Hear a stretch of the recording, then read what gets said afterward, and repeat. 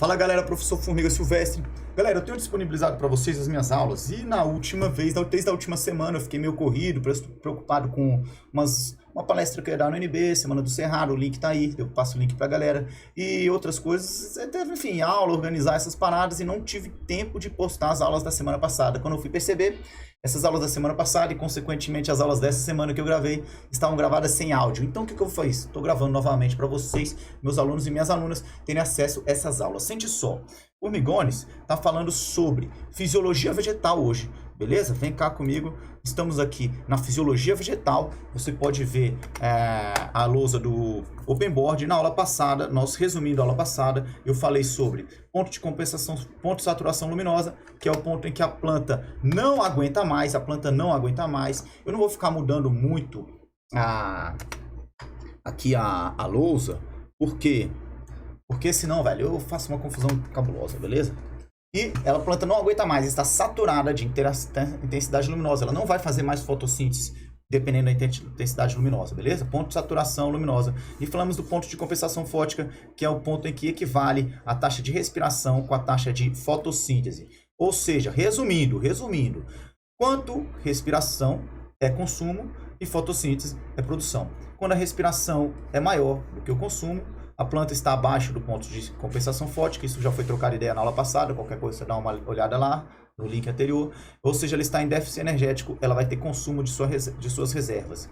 Quando a planta tem maior taxa de fotossíntese do que respiração, ela está produzindo mais do que consumindo, então ela tem crédito energético, ela vai crescer e vai armazenar reservas. E quando ela está, isso é uma ideia principal, tá? Quando ela está no seu ponto de compensação fótica, ela interrompe o crescimento, mas ela também não fica consumindo as suas reservas, beleza?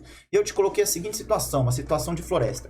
Você pode entender como uma situação de floresta o seguinte: situação de floresta não é essa savana. Florestas são, talvez essa fitofisionomia aqui seja mais florestal. Árvores altas que estão contínuas entre si, beleza? E fazem um extrato único, mais elevado. Fechou? Floresta. Savana, árvores mais espaçadas. Você pode ver aqui, ó, nesse perfil de vegetação no início, você tem árvores mais espaçadas entre si. Uma savana e várias fitofisionomias, né? Aqui é o bioma cerrado, tem veredas, cerrado sentido restrito, uma florestinha aqui, enfim, várias fitofisionomias. Fechou? Vem cá comigo. Formigones. Então, nesse extrato de floresta, coloca a gente para entender uma seguinte questão. Olha só. Imagine que as plantas aqui são do extrato mais alto, a planta do extrato mais elevado, são chamadas plantas de dossel. Eu acho que são com 2 L's.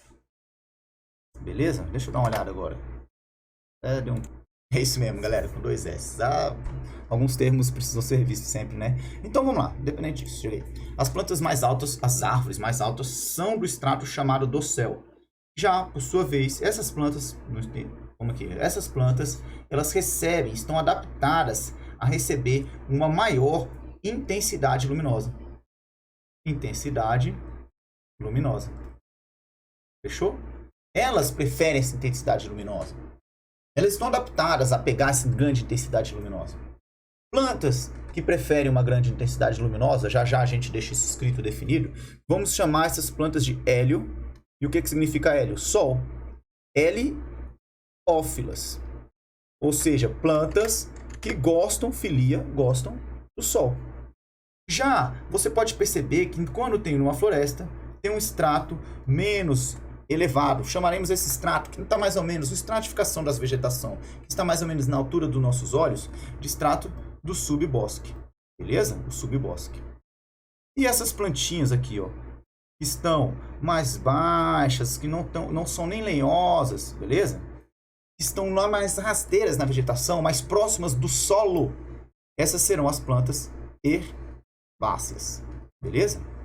O grande lance é que quando a gente pega plantas herbáceas e de subbosque, aqui, o sol vem, a intensidade luminosa é barrada logo nas plantas mais altas das florestas, as árvores.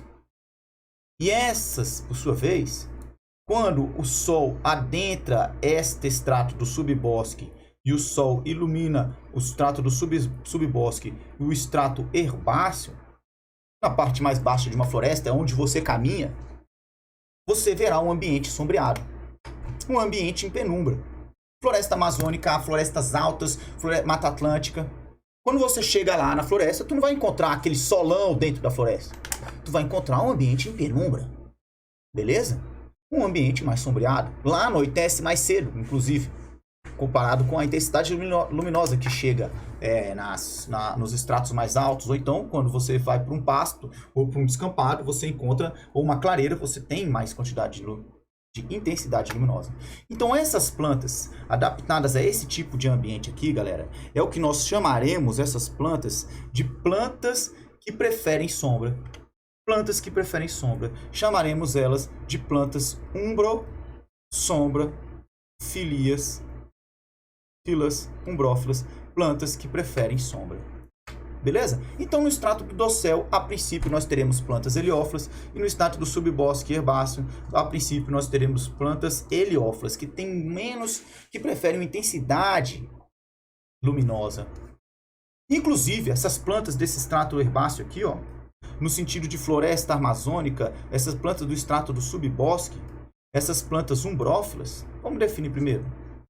Elas tendem a ser ter folhas latifoliadas. Então vem cá, formigones, vem cá. Vamos colocar aqui. Então, quando eu falo plantas heliófilas, esse termo hélio vem de sol e filias gostam de sol. Quando eu falo o termo de plantas umbrófilas, o termo umbro vem de sombra, filia que gostam de sombra. Bota fé ou não bota fé? E isso poderá ser representado por este gráfico aqui. Então vamos pegar esse gráfico, deixa eu tirar o zoom. Eu já tinha dado aula de hormônios vegetais, gravei tudo, velho, mas não gravou o áudio. Então eu vou repetir isso rapidão aqui para vocês. Deixa eu pegar aqui, ó, esse gráfico. Beleza? Não. Novo. Deixa eu pegar esse gráfico. Ver se vai dar certo aqui. Deixa eu dar uma... levar essa folha latifoliada. Já falo das folhas latifoliadas para você. Vou dar o Ctrl V. E vou puxar esse gráfico aqui para baixo, ó. Beleza?